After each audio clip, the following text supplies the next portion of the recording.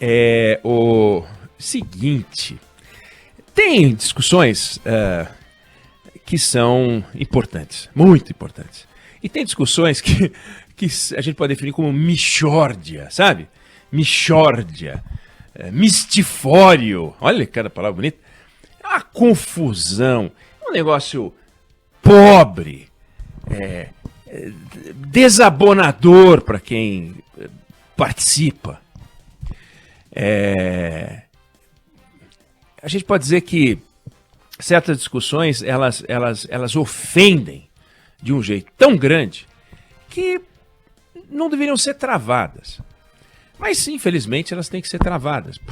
Porque estão aí, então, sabe? O noticiário está lá. E uma delas, que interessa a milhões de jovens e seus milhões de familiares, é a prova do Enem. A prova do Enem é uma prova importantíssima, é a maior, a mais importante, né? O mais importante meio de acesso dos alunos para as universidades. Por meio das notas que eles tiram no Enem, eles podem pleitear. Podem pleitear uma vaga numa universidade, podem pleitear uma bolsa de estudos, podem pleitear um financiamento estudantil, enfim. É muito importante a prova do Enem. A prova do Enem que tem 20 anos, ou mais de 20 anos. A prova do Enem é uma prova feita de uma forma muito segura, mas não passou a ser, sempre foi. Tem um banco de questões, mais de 10 mil questões colocadas naquele banco. E esse banco, chama Banco Nacional de Itens, fica numa sala inexpugnável. Só se entra por biometria, só se entra com identificação. As questões ficam armazenadas num sistema de computador que não está ligado à internet. Que não está ligada à intranet do instituto responsável por executar a prova do Enem. Ou seja, toda aquela discussão que a gente faz sobre urna eletrônica, né, outra discussão mixórdia. As urnas eletrônicas, elas não são conectadas umas às outras, é como um liquidificador na parede, não está na rede, sabe? Não existe isso.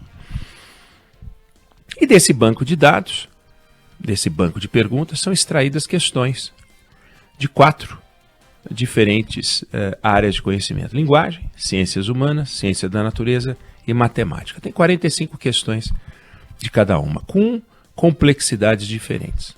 As questões para entrar no Banco Nacional de Itens, como é chamado esse lugar, né? esse arquivo de perguntas, as questões são elaboradas por professores de universidades públicas, privadas, e essas questões são testadas com alunos que nem sabem que estão sendo testadas, que estão testando questões do Enem. Questões que todos erram são eliminadas. Questões que todos acertam são eliminadas. Para não dar o ponto de graça, ou tirar o ponto. Quer dizer, se você tem 45 questões e todo mundo erra uma, o máximo que você pode acertar é 44, então tira. Questão que todo mundo acerta e tem 45, todo mundo larga com um ponto. Então só tem 44 perguntas, tira também. Não faz sentido. E aí, esse é o sistema, essa é a prova do Enem, que funciona de forma muito organizada. E aí começou uma discussão, já na campanha de 2018, já vinha de um tempo antes, mas na campanha de 2018, o presidente Bolsonaro disse: olha, pode ter certeza, ficar tranquilo, não vai ter questão dessa forma no ano que vem. Se referia a uma questão que falava sobre sexualidade, ou questão de gênero, porque nós vamos tomar conhecimento das provas antes. Não vai ter isso daí, disse o presidente. E ficou aquilo, né? Ele falou tanta coisa na campanha, essa daí ficou meio solta, meio largada. E agora, pós-pandemia, estoura uma discussão enorme sobre a prova do Enem, envolvendo o presidente da República, envolvendo o ministro da Educação, e eu estou chamando pelo cargo, né? Eu não estou dizendo que o ministro da Educação é um sujeito que tem condições de ser ministro da Educação, né? Mas se você falar ministro da Educação, ele atende. O outro não pode atender, só pode ter um. Se o outro falar que é doido. Esse não, esse aí pode ser até doido, mas é o ministro da Educação.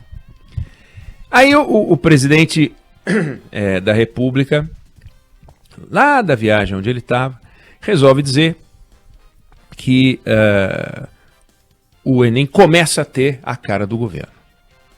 Bom, então, como é que é um sistema? Como é que o sistema é inexpugnável? O presidente sabe que o Enem vai ter a cara do governo, eu não sei exatamente o que quer dizer a cara do governo, talvez questões ideológicas, talvez questões atrapalhadas, porque a cara do governo também é um governo atrapalhado, né? É um governo que não consegue aprovar reformas no Congresso, é um governo paralisado em muitas áreas. Então será que vai ser uma prova paralisada, né? Não dá para saber o que quer dizer a cara desse governo. É melhor que não tenha a cara desse governo, é melhor que tenha a cara das provas do Enem mesmo. Aí o ministro, achando que é rápido, esperto, ele foi falar no Congresso e disse, não, a cara do governo é porque é honestidade, competência, seriedade. A gente até brincou aqui, como é que é uma pergunta honesta, né? Como é que é uma pergunta honesta? Como é que é uma pergunta séria? Pergunta não faz o menor sentido. E começou essa discussão, deixando os alunos que vão fazer prova nesse final de semana e no final de semana que vem inseguros, poxa vida. Será que o que está acontecendo? Será que mexeram nas provas? Aí 37 funcionários do INEP pedem demissão porque dizem que houve pressão para eliminar perguntas. Mas eliminar perguntas que foram extraídas de um banco de dados e que serão depois complementadas por perguntas que são do banco de dados. Não é que o ministro da Educação falou, faz uma pergunta essa aqui. Não sei nem se ele é capaz de formular uma pergunta do Enem, talvez seja. Mas o ministro da Educação não viu a prova do Enem. O presidente da República não viu a prova do Enem. O presidente do INEP não viu a prova do Enem. E isso nunca viram. Todos os que viram as provas do Enem são obrigados a assinar um termo para assumir o compromisso com a confidencialidade, com o sigilo. E eu digo que essa discussão é uma mixórdia, porque o presidente da República já deu declarações sugerindo que poderia interferir no preço da gasolina, já deu declarações sugerindo que poderia interferir em taxa de juros, e agora dando declarações sugerindo que pode interferir nas provas do Enem. Ele não interferiu no preço do combustível, trocou o presidente da Petrobras, e a Petrobras continua com a sua política como era antes. Ele não interferiu na taxa de juros. O presidente do Banco Central, aliás, não é o presidente do Banco Central, mas ninguém ali, tem um grupo que é responsável por definir a taxa de juros, não passa pelo presidente da República, ele não é comunicado, ele fica sabendo como a gente fica sabendo. Mas fica esse papinho de que pode interferir, fica esse papinho de que pode interferir no Enem. Não interfere no Enem.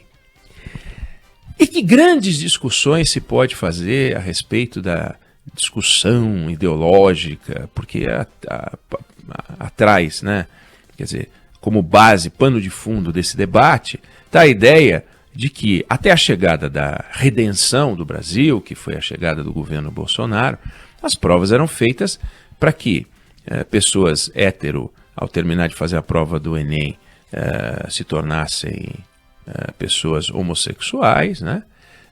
Para que pessoas que se identificavam com o gênero que tinham nascido passassem a se identificar com outro gênero, porque é isso que parecia. É isso que parece quando você vê os depoimentos desses amalucados que apoiam o presidente da República. Uma pessoa lê uma prova do Enem e ele era um menino que gostava da menina. Aí ele termina de ler a prova do Enem e ele passa a ser um menino que gosta de menino, né? É de uma pobreza, é de uma indigência que é inacreditável. Pega as provas de redação dos últimos 8, 10 anos. Alguns exemplos aqui. Uma prova de 2012. 2012 é o governo Dilma, né? Movimento imigratório para o Brasil no século XXI. O que tem de... É ruim esse tema? Não dá para fazer um bom tema de redação sobre esse assunto, né? Vamos pegar outro tema no governo Dilma. Publicidade infantil em questão no Brasil. Não é tema para debater? É algo que é um problema? Onde é que está o rolo aqui? 2015. A persistência da violência doméstica contra a mulher na sociedade brasileira. Tá errado eu discutir isso numa redação? 2016. Caminhos para combater a intolerância religiosa no Brasil. Problema? Tem uma questão aqui difícil de... Então, o que se percebe é que a gente está se deixando levar, e nós não podemos fazer isso, por um debate que não existe. Esse debate simplesmente não existe. Claro, tem que investigar, claro, tem que entender o que está acontecendo. Mas o que está acontecendo é que tem um ministro incompetente, mais um ministro incompetente, que deu declarações absurdas, que a universidade deveria ser para poucos, que o deficiente em sala de aula atrapalha, que o adolescente, que muitas vezes opta por andar no caminho do homossexualismo, como ele falou, vem algumas vezes de famílias desajustadas. Como se houvesse uma ligação entre uma coisa e outra. Que a população transatuante na rede de ensino, olha como ele fala, não pode incentivar os alunos a andarem por esse caminho, como se houvesse professores trans do que no meio da aula de matemática interrompe. Agora, gente, vamos falar um pouquinho sobre este caminho, queria incentivá-los a andar por este caminho. Não faz o menor sentido. Nós temos que contar o tempo para ele ir embora, né? Porque esse Milton Ribeiro vai embora.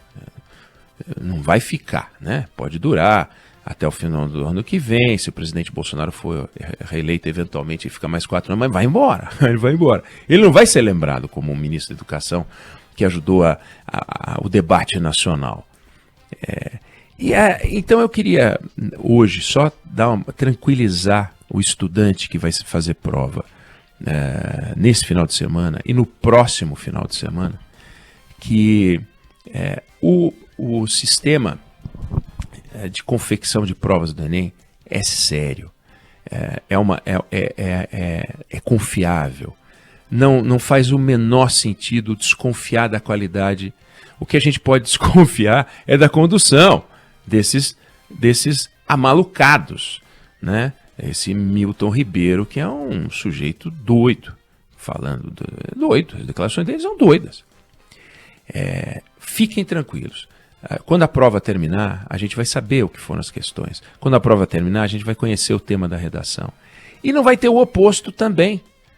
Porque também, do outro lado, entre os petistas, entre o bando da esquerda, tá todo mundo dizendo, agora vai ter, então não vai ter mais nenhuma pergunta porque este governo, não tem este governo, não tem outro governo. Fiquem absolutamente tranquilos, a gente vai poder ver isso ao final. Eu acho que isso é importante.